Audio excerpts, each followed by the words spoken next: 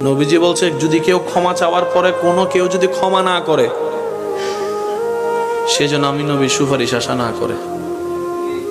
খুব মারাত্মক কথা, কিন্তু সেজন্য নবীজি বলছেন, হে আমার উম্মত, যা ঝামেলা হয়েছে যার সাথে হয়েছে তুমি ক্ষমা করে দাও, তুমি ক্ষমা করে দাও। সে ক্ষমা চাক না চাক তুমি মাফ করে দাও। তুমি যদি মাফ করলে তোমার ইজ্জতের কমতি হয়, আমি মুস্তাফা থেকে হাসরের ময়দানে তোমার ইজ্জত বুঝে নিও। বিশ্বাস করেন, প্রতিশোধের যতটুকু শান্তি তার চাইতে বড় শান্তি হচ্ছে মাফ করে দেওয়া। আমাকেও বলার দরকার নাই, কাউকে শোনানোর দরকার নাই। আপনার জীবনের সবচেয়ে বড় শত্রু যে ইনডোর হোক, আউটডোর হোক, ঘরের হোক, বাহির হোক, যার সাথে আপনার বনেও না, যার সাথে চেহারা দেখতে ইচ্ছে করে না, এরকম কেউ থাকলে শুধু মনে মনে আমার দিকে তাকাই হলো কথাটা রাখার জন্য, শুধু মনে মনে বলেন, যা তোরে মাফ করে দিলাম।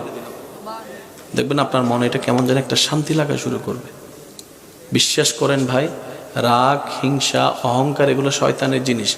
এগুলা নিয়ে কেউ শান্তিতে থাকতে পারে নাই।